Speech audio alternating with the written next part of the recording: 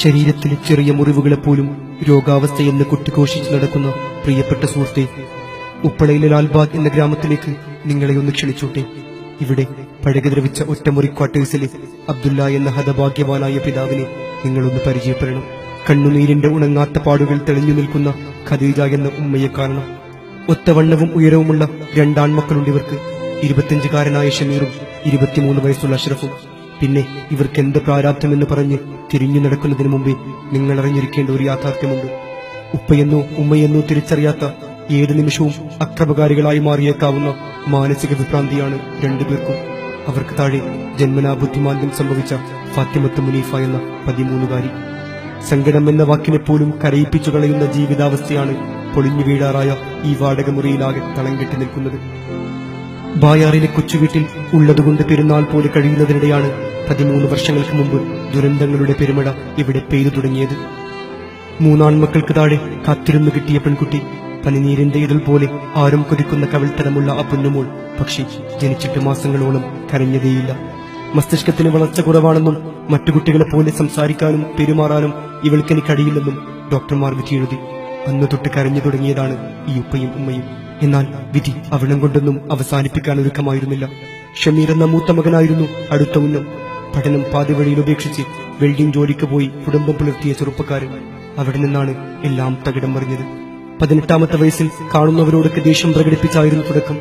രോഗം പിന്നെയും മൂർച്ഛിച്ചു. വീട്ടുകാരെയും അയൽക്കാരെയും ആക്രമിക്കാൻ തുടങ്ങി. അതോടെ ഷമീറിനെ കങ്കനാടിയിലെ മാനസികാരോഗ്യ കേന്ദ്രത്തിൽ അഡ്മിറ്റ് ചെയ്തു. വീട്ടിൽ കൊണ്ടുവന്നപ്പോൾ പഴയ സ്വഭാവം പിന്നെയും ആവർത്തിച്ചു. മാനസികാശുപത്രിയിലെ ഇരുമ്പുകട്ടിലേക്കും തിരികെ വീട്ടിലേക്കുമുള്ള നിരന്തര യാത്രകളാണ് അതിനുശേഷം 7 വർഷങ്ങളായി ഷമീർ എന്ന യുവാവിന്റെ ജീവിതം. പാരനോയിഡ് ഷിസോഫ്രേനിയ എന്ന രോഗമായിരുന്നു അത്.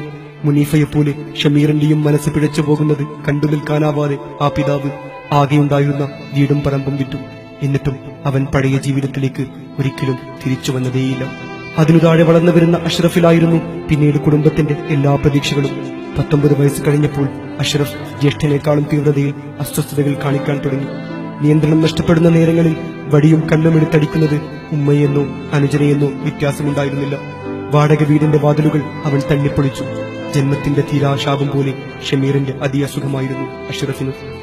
രോഗികളുടെ പട്ടികയിലേക്ക് പുതിയൊരു പേര് കൂട്ടിച്ചേർക്കപ്പെട്ടു എന്ന് പറയാൻ എന്തെളുപ്പമാണല്ലേ. എന്നാൽ മനസ്സിന് താളം തെറ്റിയ 3 മക്കൾക്കിടയിൽ ജീവിക്കുന്ന അബ്ദുല്ലയെയും ഖദീജയെയും നിങ്ങൾക്കൊന്ന് സങ്കല്പിക്കാൻ കഴിയുമോ? ഈ വീഡിയോ നിങ്ങൾ കണ്ടുകൊണ്ടിരിക്കുമ്പോൾ ആ വീടിന്റെ അവസ്ഥ എന്തായിരിക്കും?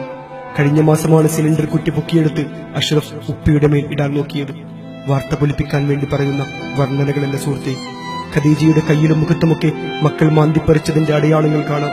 ഈ കാഴ്ചയെ വിശേഷിപ്പിക്കാൻ നിങ്ങളുടെ ശബ്ദധാരാവലിയിൽ എന്ത് പദമാണുള്ളത്? 5-ാം ക്ലാസ്സിൽ പഠിക്കുന്ന മുനീഫയോട് ഞങ്ങൾ പേരെഴുതാൻ ആവശ്യപ്പെട്ടു. സന്തോഷത്തോടെ പേന വാങ്ങിയിട്ടും കുറെ വരകൾ മാത്രമാണ് അവൾ കടലാസിലാകെ കുത്തിക്കുറിച്ചത്.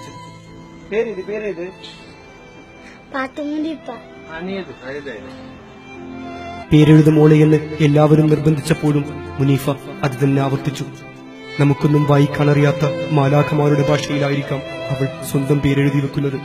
കാണുന്നവരെയൊക്കെ പരിചയപ്പെടുന്ന മോണ കാട്ടിച്ചിരിക്കുന്ന ഇവരുടെ മനസ്സ് പ്രായത്തിനും ഏറെ പിറകിലാണെന്ന് ഞാൻ എങ്ങനെ വിശ്വസിക്കാനാണ്? 18 വയസ്സ് കഴിയുമ്പോൾ ഒരു ശാപം പോലെയാണ് ഈ കുടുംബത്തിലെ 2 ആൺമക്കളുടെയും മനസ്സ് പിഴച്ചത്. ഇവർക്ക് താഴെ +2 പഠിക്കുന്ന അബൂബക്കർ സിദ്ദീഖ് എന്ന ഒരു അനുജൻ കൂടിയുണ്ട്. വിധിയെ മുമ്പേ കണക്കുകൂട്ടുകയല്ല, എങ്കിലും പേടിയാവുന്നുണ്ട്. യാ അല്ലാഹ്, ആ കൊച്ചനുജനെയെങ്കിലും നീ കാത്തുകൊള്ളണേ.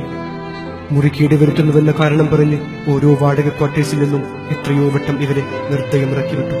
മഞ്ചേശ്വരത്ത് താമസിക്കുമ്പോൾ നേരം വെളുക്കുന്നതിന് മുമ്പ് ഇറങ്ങിപ്പോകാനാണ് 3 രോഗികളുള്ള ഈ കുടുംബത്തോട് വീട്ടുടമ ആവശ്യപ്പെട്ടത്. അതിനുശേഷമാണ് 1.5 വർഷം മുമ്പ് ലാൽബാഗിലെ മുറിയിലേക്ക് എത്തുന്നത്. ഊടുപാകി ഈ പഴയ കെട്ടിടം കാഴ്ചയിൽ തന്നെ നിങ്ങളുടെ ഉള്ളു തകർക്കും. അവിടെയാണ് 3 അരജീവിതങ്ങൾക്ക് അബ്ദുല്ലയും ഖദീജയും കാവലിരിക്കുന്നത്. സന്തോഷമെന്താണെന്ന് ഇവരറിഞ്ഞിട്ട് മുനീഫയുടെ വയസ്സായി. 7 വർഷങ്ങൾക്കിപ്പുറം ശരിക്കൊന്നും ഉറങ്ങിയിട്ട് പോലുമില്ല. അതിനിടെ പുതുവസ്ത്രമൊടുക്കാത്ത, മധുരപലഹാരങ്ങൾ ഒരുക്കാത്ത എത്ര പെരുന്നാൾ കടന്നുപോയി. ഷവ്വാലൊന്നും ദുൽഹിജ്ജ 10ഉം ഇവർക്ക് കലണ്ടറിലെ മറ്റേത് ദിവസവും പോലെ തന്നെയായിരുന്നു. കരഞ്ഞു കരഞ്ഞ് കണ്ണിന്റെ കാഴ്ച പോലും കുറഞ്ഞുപോയെന്ന് ഈ ഉമ്മ പറയുന്നത് ആർക്കാണ് കരുളുറപ്പോട് കേട്ടു നിൽക്കാൻ കഴിയുക? സ്വന്തം മക്കളുടെ തല്ലുകൊള്ളേണ്ടി വരുന്ന ഖദീജ ഉമ്മയേക്കാൾ നിർഭാഗ്യവതിയായി ഈ ലോകത്ത് ആരാണുള്ളത്? ഇവരെ വീട്ടിലാക്കി ജോലിക്ക് പോയാൽ പിന്നീട് എന്താണ് സംഭവിക്കുകയെന്ന് അബ്ദുല്ലക്ക് ഒരു രൂപവുമില്ല. പിന്നെ എങ്ങനെയാണ് ദൈവമേ ഈ വീട്ടിൽ അടുപ്പ് പുകയുന്നത്? മരുന്ന് തീർന്നു പോയാൽ ആരാണത് വാങ്ങിക്കൊടുക്കുക? ഇങ്ങനെയൊരു അന്തരീക്ഷത്തിൽ ആരുടെ മനസ്സാണ് പിഴച്ചു പോകാത്തത്?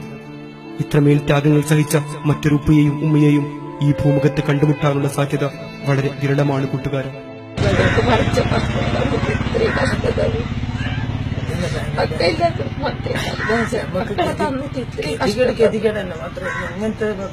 അള്ളാഹ് എന്ത് കൈയാത്ര നിങ്ങളെ മക്കൾക്ക് ഇങ്ങനത്തെ ഒരു കൈയാത്രത്തിന് അള്ളാഹുക്കാരെ തരണം. ഇനി പറയൂ സുഹൃത്തെ, ജീവിതത്തിലെ ഏത് പ്രശ്നങ്ങളെ പറ്റിയാണ് നിങ്ങൾ ഇത്രയും കാലം പറഞ്ഞു നടന്നത്? ദുഃഖം എന്ന് വിളിക്കാവുന്ന അവസ്ഥ ഒരേയൊരു പ്രാവശ്യമെങ്കിലും നിങ്ങൾ അനുഭവിച്ചിട്ടുണ്ടോ?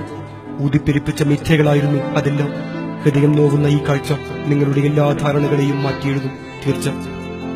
മുനീഫയുടെ നിഷ്കളങ്കമായ മുഖം മനസ്സിൽ നിന്ന് എങ്ങനെയാണ് മായ്ച്ചു കളയാനാവുക? ഖദീജയുടെ കരഞ്ഞൊഴുകുന്ന വാക്കുകൾ കേൾക്കാതിരിക്കുന്നതെങ്ങനെ? ഷമീറും അഷ്റഫും നമ്മുടെ കൂടി സഹോദരന്മാരല്ലേ?